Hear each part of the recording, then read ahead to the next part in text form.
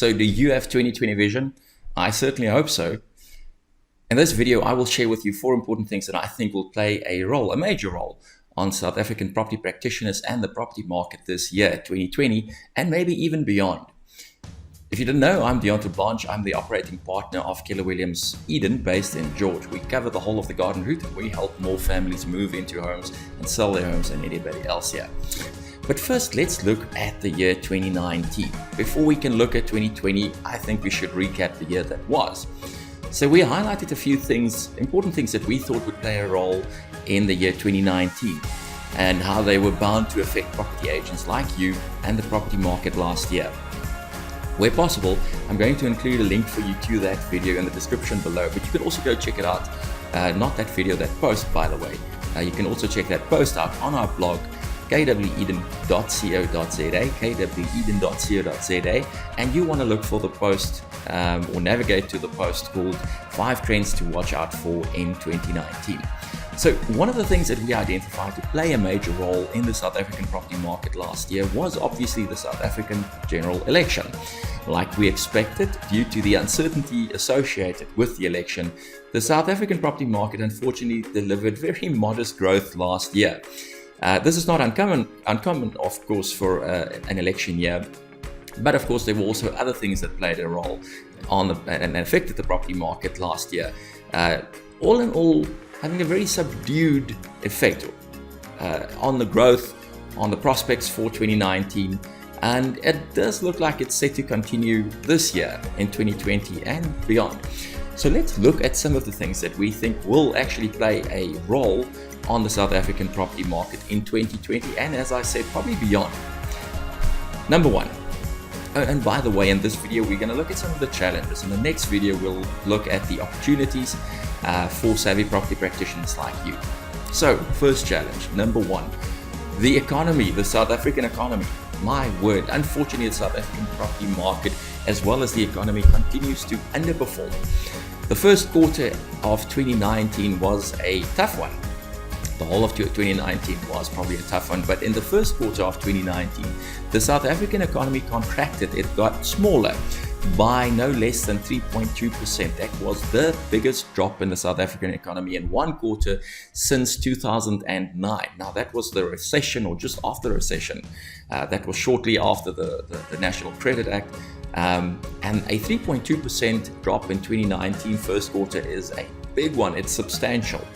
We're expecting a subdued economy and this sort of effect to continue well into 2020 because of things like a rising unemployment rate, which currently stands at 27%, which is not good for our economy. So make no mistake, 2019 was a tough year for the South African economy.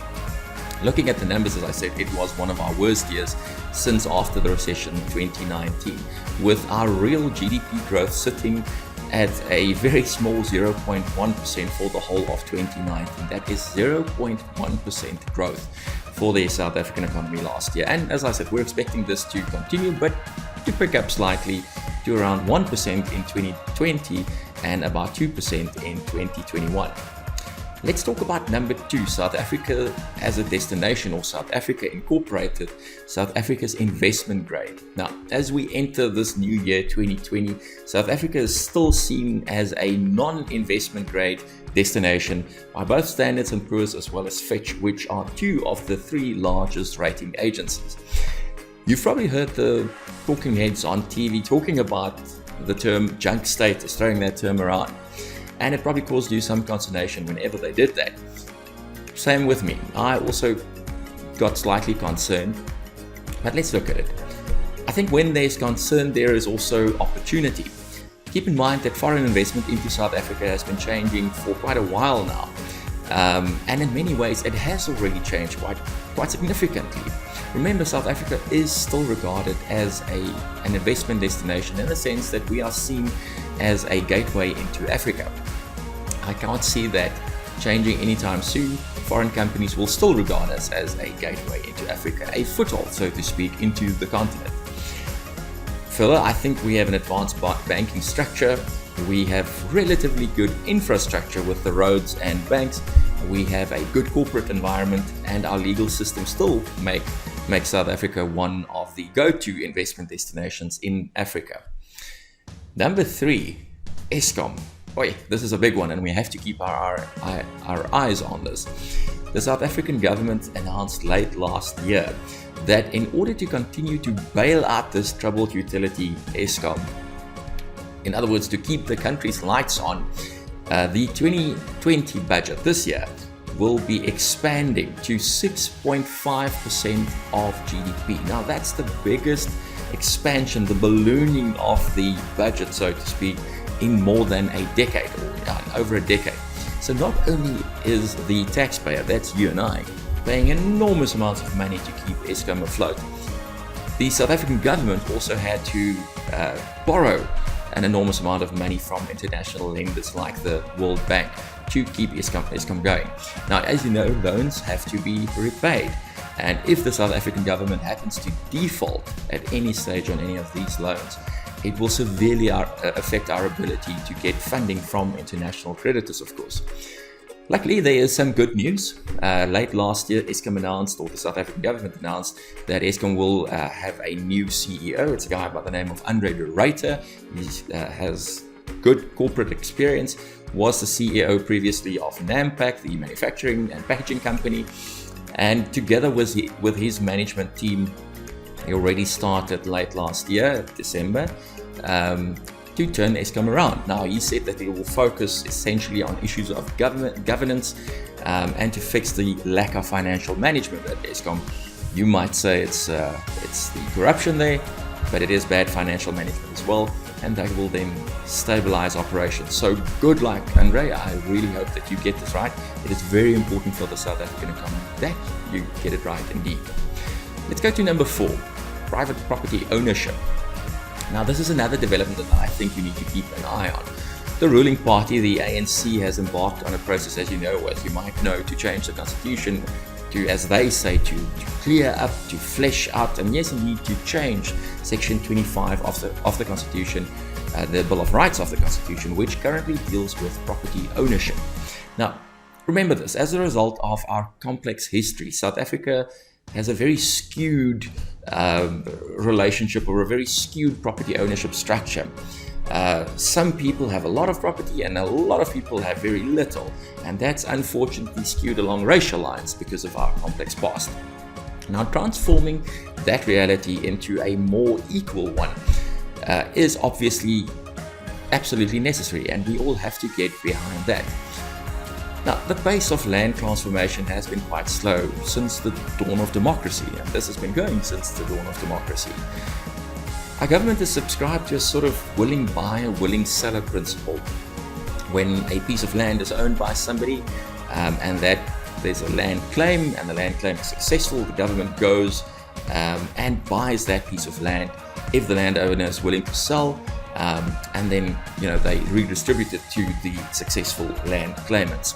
Now, they, as Section 25 requires currently, always pay a market-related price to the existing landowner before handing it back to the successful land claimants. Now, unfortunately, a lot of people, with good reason, are very jittery because our government is of the opinion that this process needs to be sped up. They say that the whole land transformation process has been going quite slow, and the reason they think it's happened is because when land gets expropriated, and because of this willing buyer, or the willing buyer, willing seller principle that they've been following, and especially because they pay a market-related price to that property owner, they feel there's a slowdown. This has frustrated this whole process unnecessarily so. Because sometimes some of these landowners do not want to sell, and then they want an inflated price or a higher price than the market-related price. They want more for the property than what it is actually worth. And then you get the situation where some properties or some land lies fallow, it's underutilized, and this whole thing they feel needs to change. Now, bear in mind that it's always been possible to expropriate property. Section 25, as it reads currently, allows for properties to be expropriated in terms of Section 25. Now, it can be expropriated as things stand if that is in the public interest. and also, as I said, by payment of a market-related price, market-related compensation. So I'm strongly of the opinion that the Constitution, as it currently reads, makes ample provision for the case where, as I said, land lies fallow or underutilized. Our President, Cyril Ramaphosa, has passionately stated that no land will be expropriated if it undermines the rule of law or if it affects food security. So it does provide some assurance, I would say, but it also seems that the process to change this constitution of ours has run into some headwinds because of our opposition parties, civil society organizations, and so forth. However, I'm of the opinion that the ANC government is under tremendous pressure from its voter base to push this ahead, to go forward with this, to change Section 25 and to bring in expropriation without compensation. If one is concerned about that, bear in mind that South Africa is still a global player or a player on the global stage, and we absolutely need foreign investment as a country. And I do not see our government changing anything radically so that, that ability of ours to get foreigners to invest in our country is affected. If properties are, or if it's a possibility to expropriate properties after a change to the Constitution to expropriate without compensation, will it be possible to do that with, houses, homes, private properties? Yes, I do think theoretically it will happen, but I think we are still talking about land, some farms that are not utilized, that sort of thing. I just do not see our government pressing ahead and expropriating our properties. Banks are involved, lenders are involved, and there's so much complexity to this whole process that I just do not see this changing substantially.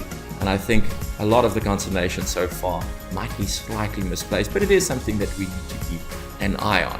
So those are my 4 items, my 4 things that I think will play a part on our jobs this year as property practitioners in South Africa. Now, I didn't cover things like interest rates and so forth. They will always be there. There will always be changes to the interest rates, and they will always absolutely affect the South African property market. No, I wanted to look at something else. I wanted to look at things that I think are playing a bigger role at this stage on property practitioners and the property market. So, what do you think? Do you think I covered them? Do you think I missed anything? Do you agree or do you disagree? I'd love to hear from you and hear what you say about that, what you think about that. Also, if you like this video, please make sure that you subscribe and that you like this video on whichever platform it's on, and make sure that you subscribe so that you can get our next videos coming up. As I said, in this video, I looked at the challenges. In the next video, I will look at the things that I think give us an opportunity for savvy property practitioners. That's you and I. So stay tuned, and I'll see you in the next video. I'm Deontay Blanche from Keller Williams.